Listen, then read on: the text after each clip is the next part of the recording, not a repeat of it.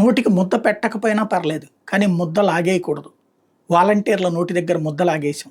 సచివాలయాలకు సంబంధించినటువంటి ఉద్యోగులను వేధించుకు తింటున్నాం. అట్లాగే అవుట్‌సోర్సింగ్ ఉద్యోగులను అనేక మందిని పీకేస్తున్నాం. అలాగే ఏదైతే రేషన్ డీలర్లకు సంబంధించి ఇంతకుముందు ఉన్నటువంటి పనులను సగం తగ్గించేసి, సగం పొట్టకొట్టాం. అట్లాగే వాళ్ళని ఇప్పుడు వేధించి ఇవి లాగేసుకుంటున్నాం.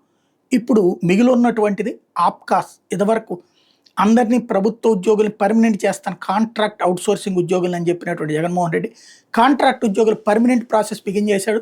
10,000లో 3,500 అయ్యేటప్పటికి ఈలోపు అతను దిగిపోయాడు, ఆగిపోయింది. బట్ ఆ 3,500 మంది అన్న పర్మనెంట్ అయ్యారు. మిగతా వాళ్ళది చెయ్యాల్సి ఉంది, అది ఆపేసాం, పొట్ట కొట్టాం వాళ్ళకి. ఎందుకంటే టెంపరరీగా ఉన్నటువంటి సందర్భంలో వచ్చే జీతం 25,000 అయితే పర్మనెంట్ అయితే 50,000 అవుతుంది. ఆ తర్వాత వాళ్ళ జీవితంలో 2 లక్షలతో రిటైర్ అవుతారు. అక్కడ నోటికి మట్టి కొట్టాం. అలాగే అవుట్‌సోర్సింగ్ ఉద్యోగులు. అవుట్‌సోర్సింగ్ అంటే ఇదివరకు ఏంటి, ఈ ఆఫీస్ పని అంతా ఒక కాంట్రాక్టర్కి అప్పచెప్తే ఆ కాంట్రాక్టర్ 10 మంది ఉద్యోగులను పెట్టి ఆ కాంట్రాక్టర్కి మనం 10 లక్షల రూపాయలు ఇస్తే ఆ కాంట్రాక్టర్ 3-4 లక్షల రూపాయల్లోనే వీళ్ళందరికీ జీతాలు ఇచ్చి మిగతా 6 లక్షలు వాడు తినేవాడు.